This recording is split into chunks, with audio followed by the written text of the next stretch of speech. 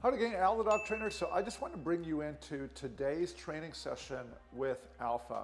I've kind of got it in mind that I want to work on her heeling. Now, for any of you guys that have watched Alpha's heeling, you'll notice that she is forging and she is crabbing. Alpha is also a almost 4-year-old dog, and with that, it's actually going to be very challenging to, in any individual training session, to be able to fix the fact that she's doing this particular behavior.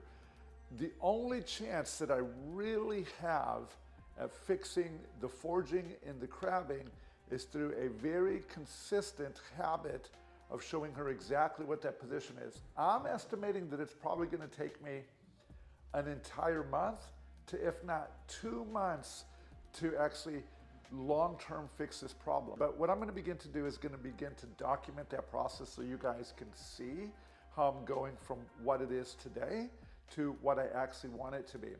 The reason that I want to do this is I really would like to compete with Alpha.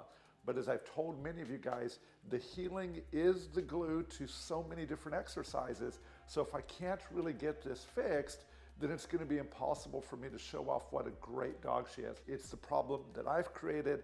Happy to take ownership of that. But this is what I'm going to begin to do to fix that problem. So I'm going to get Alpha. I'm going to take her through a couple of different exercises that are meant to emphasize the correct position. And the first one's going to be where I actually come over and I put her on this bucket. It's going to be important that as I'm doing this, that the bucket be in the position to where she's in heel.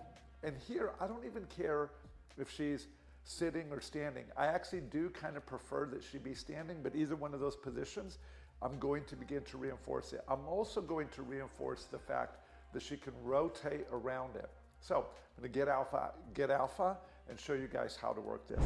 I'll be using some combination of moment markers as well as some direct reward. So here you can just see I'm using direct reward. She's in the position that I want. I see what I'd like to see, and then I come in and reward. Now what you guys can't see is directly behind the camera, I have a mirror, and the mirror is there to help me to be able to stay focused forward, see what I want, and then come in and make rewards.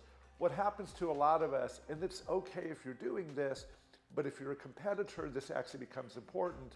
What you don't want to do is be looking down at your dog and then coming in and making a reward and doing that too much, because if you do that too much, then that's actually what you're training is the dog, you looking down at the dog looking up at you, and then getting rewarded. So what you want is something at least like this, and then coming in, bringing your reward, showing the dog how amazing that is. So let's work in just a few moment markers where I'm actually getting the picture that I want, which is going to be something like this.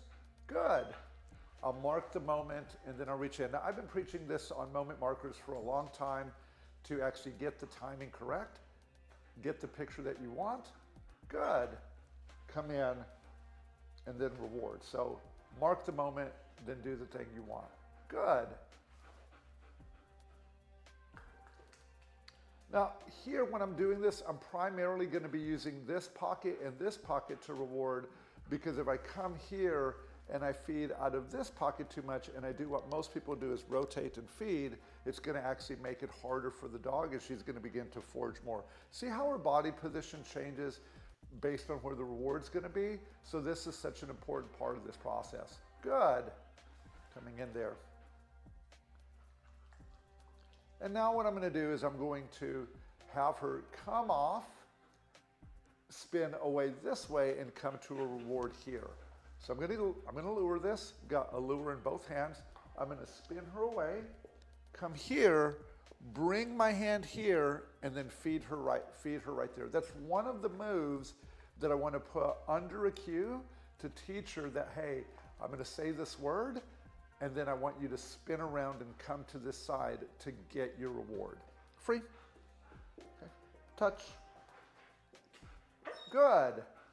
So when I say good, you're primarily going to see me bringing the direct reward into this position.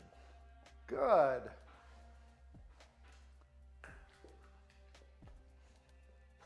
Good. And I'm going to set myself up with my double lure. I'm going to bring her around, target here, and then begin to feed and show her how amazing that is. No moment marker for that yet, but what I should be able to accomplish here pretty soon is that she's going to expect that I'm going to do this, and she'll begin to fly around, and then I'm going to put that under control with a verbal cue. And I'm just making a nice reward history here, so she's like, hey, when I get over here, something really good happens. Free. I dropped a piece, so I'm going to let her go and get that. All right, so we're going to start with our command, touch. Then make a direct reward there. I could have marked the moment, didn't want to. I'm going to reward this a few times. While I'm doing that, she's distracted. I preloaded my hand. Reward that. Touch. That happens. That happens when you feed kibble, that they're going to do that. Just give your dog a little bit of a break. You all right, sweetheart? Okay, Alpha, touch. Good.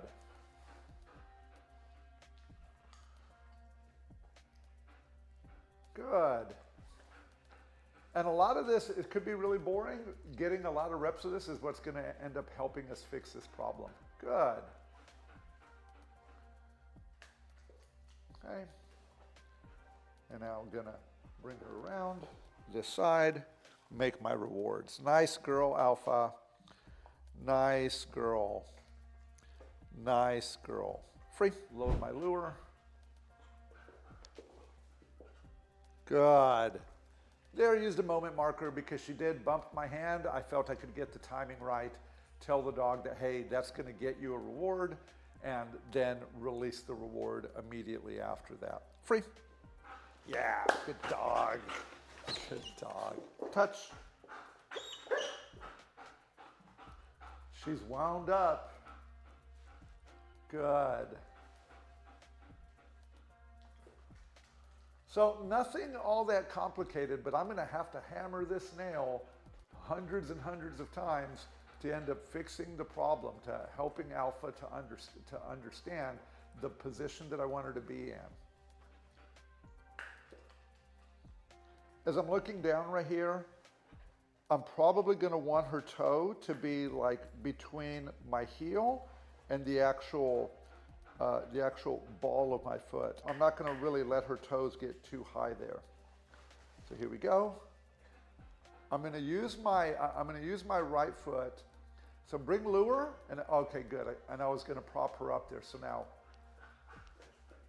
good, and feed. There we go. Didn't finish that thought, but let me help you understand what I saw. So she was sitting, and I wanted her to be standing before I rotated her out. So I was going to bring this leg, come in, and guide her up with that, as also bringing the food forward, so that way she could go into the stand. But as soon as I did the food, as soon as I used my lure, she popped up immediately. I'm going to do that right now since I have an opportunity. I'm going to feed. I'm going to interrupt the feeding. I'm going to come in with my foot. She pops up, and I'm going to start the feeding again. Okay, let's bring her around. Didn't like that one. Let's abandon that. This is why I'm so glad I didn't give a command. Good. Nice girl, Alpha. Good. Oh, messed up. I made a mistake right there. Put my moment marker together with it. Everybody does them, but what I tell you guys is to be aware of the moment you do it. Free. To be aware when you're doing it. Place. I'm going to give her a little bit of a break right now. As I'm doing skills like that, give your dog a little bit of a timeout when you're doing this kind of training. So that way it's not just, getting these reps, getting these reps, getting these reps. You want the dog to get some reps, have some free time, or, you could do what I'm doing here is putting her on a place. She's being a really good girl. You're being a really good girl. So we're going to do that again. And again, like I told you guys, I'm just trying to get repetitions of this.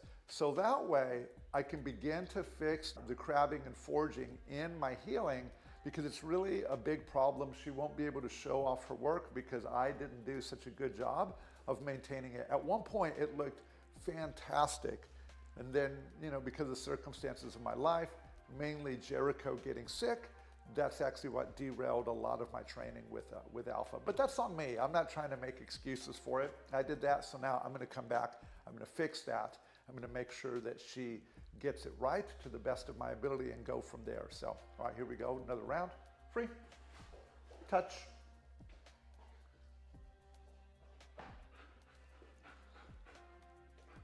Good.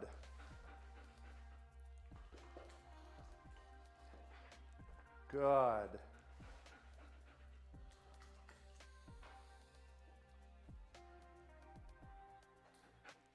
Good.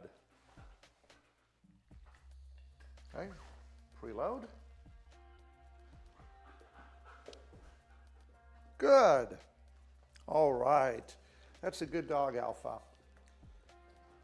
So we're going to practice just a couple other things here. We're going to do some luring. Okay, touch. Let's see how she does without a lure. So I'm just going to rotate around the bucket.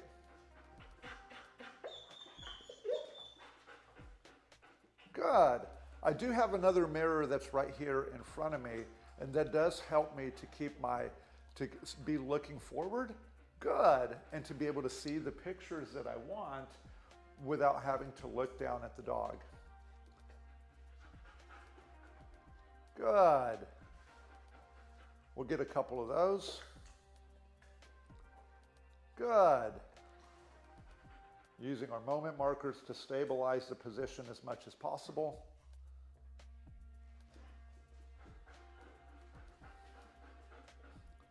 Good. I'm going to preload over here. Now I'm going to lure.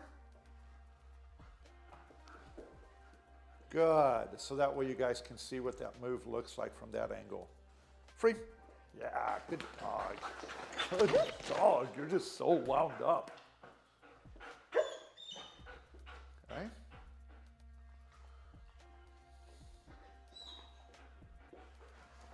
Here we go again. We're going to do that move. Lure, around, good, and feed.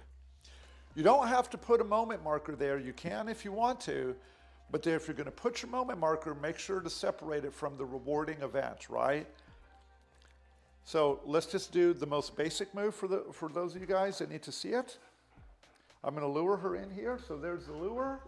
The dog does the behavior that I have in mind, and then I make a direct reward. Here we're going to lure again.